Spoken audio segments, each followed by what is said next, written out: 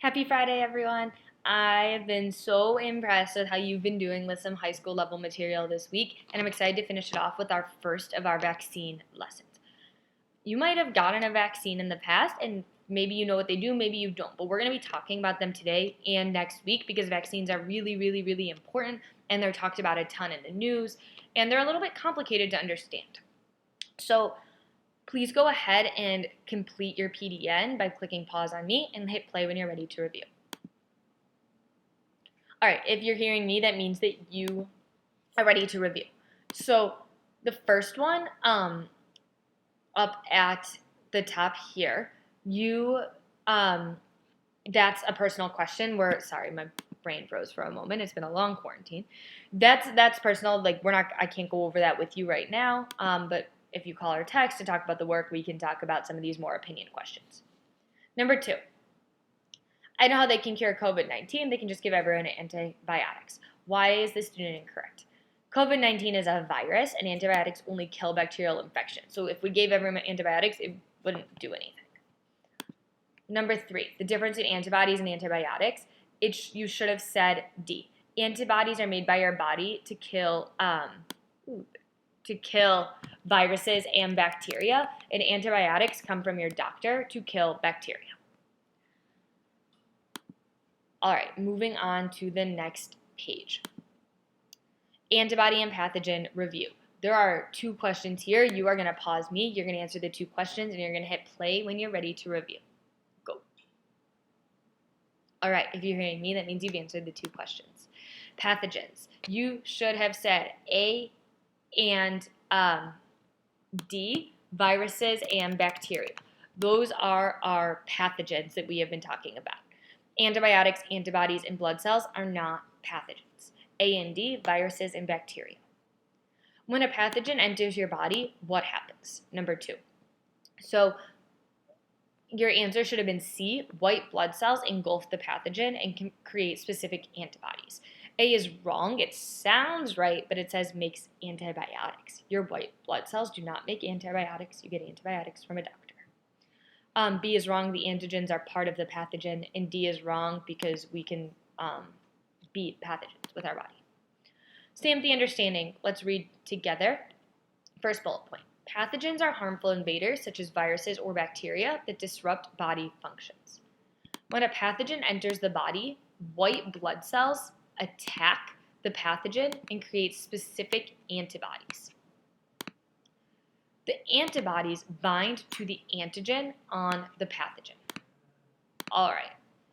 Any questions about this? If you want answered before we move on, even though there's no office hours, you can give me a call or a text. But we are moving on to where it says Introduction to Vaccines reading. I'm going to read. You're going to follow along with me. A little over a century ago, 20% of babies born in the United States died while they were still infants, and another 20% died before they reached the age of 5. Children were often paralyzed and unable to walk because of the polio virus. Meanwhile, the disease rubella would cause devastating birth defects. However, we no longer live in fear of these diseases thanks to one of the greatest achievements in the history of modern medicine, the vaccine. Vaccines are an affordable and effective way of providing patients with immunity, the ability to resist the disease or not become sick when exposed to a certain pathogen. So please go ahead and answer the question. Click pause on me and click play when you're ready to move on. All right, if you're listening to me, it means you've answered the question. You should have said something about vaccines providing patients with immunity, or vaccines prevent patients from being sick. In the 1700s, Europe and much of the rest of the world was being ravaged by the smallpox virus. But in 1796, the end came into sight when a physician in England named Edward Jenner invented the first vaccine. At the time, 2 forms of the smallpox virus existed. A very deadly form that was passing from human to human, and a much weaker form that humans could get from cows, cowpox. People in England noticed that milkmaids, women who worked with cows, could not get smallpox. They were immune to it. These milkmaids would often get cowpox from the cows, but they never got smallpox, even if the whole town contracted it.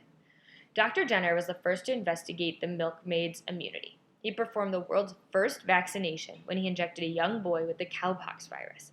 The boy became slightly ill, but got better.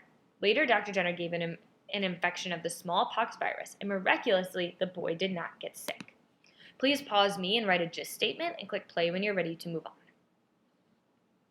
All right, you should have written a gist statement there. Your gist statement should have been about the fact that Jenner discovered that people who had been exposed to cowpox did not get smallpox, or something along those lines. Please move on so we can keep reading. How did this happen? When the boy was exposed to the weaker form of the virus, cowpox, he was able to create antibodies, fight off the infection, and eventually get better. That way, when he was later exposed to the actual smallpox pathogen, he already had antibodies in his blood that could destroy the virus before he even got sick. Today, vaccines are made by taking pathogens and either killing them or weakening them so that they are not harmful. Then, the dead or weakened pathogen is injected into a patient so that white blood cells can find it and make antibodies. Later, when a person is exposed to the actual live pathogen, white blood cells will be prepared to make the proper antibody. They were able to do this much more quickly than white blood cells would be able to during the first exposure to the virus. This allows the body to destroy the pathogen before the person ever got sick. Hit pause, answer the questions here. We're not going to go over them, but I'll be going over the notes on the next page with you. So once you've answered the questions thoroughly, hit play so we can go over the next page. All right, you should have answered the questions on page 4, and we are on page 5. So make sure you're on 5 so we can go through the notes together. Vaccines cause immunity to specific pathogens. Vaccines prevent you from getting sick. They do not cure you once you are already sick. So if I'm already sick with the flu, I cannot just go ask for a flu vaccine. It won't cure me. I needed to get it before so that I never get the flu in the first place. We're on the second main bullet point. Vaccines are made of a dead or weakened form of a pathogen. When a person gets a vaccine, the dead or weak pathogen causes an immune response. So the white blood cells begin to make specific antibodies to fight the pathogen. When the person is later exposed to the actual pathogen, the body remembers how to make the antibodies and is prepared to fight the pathogen quickly, so the person does not get sick. Then lastly, we know that vaccines are specific because the body makes specific antibodies for the specific pathogen that is in the vaccine, which is why you need to get multiple shots, multiple vaccines. So that was a lot. You might want to read it through a couple times to understand it, but I'm going to read an example for you. Example. If you get a chickenpox vaccine, you're getting a weak form of the chickenpox pathogen. Your body then learns to make antibodies to fight the chickenpox, so when you are later exposed to the actual chickenpox pathogen, you can fight it before getting sick. If you are exposed to a flu pathogen, this vaccine will not protect you because the antibody to fight the flu is different. So the whole point is it's basically like your body practicing. So if I go get a flu vaccine, they're putting a little bit of the flu in me, but they're putting in like a really weak version. So some people do get a tiny bit sick when they get the vaccine, but it's better than how sick you would get if you got the real version. So they put a little bit in me, and then my body starts this immune response, and I make antibodies. And so now I have all these antibodies that kill that weak version pretty quickly because, again, it was weak.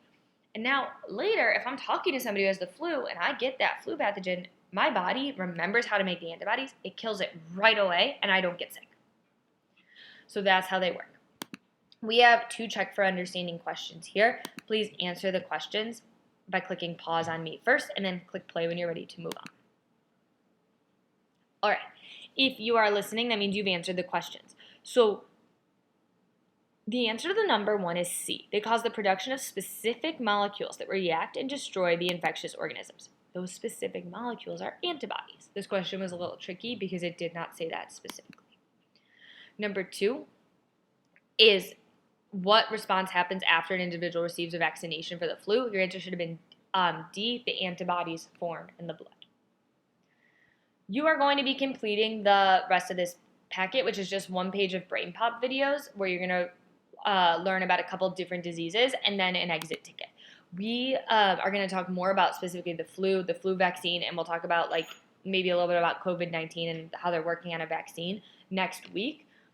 But for now, finish this lesson and then have a wonderful weekend. Miss you all. Call or text if you have questions.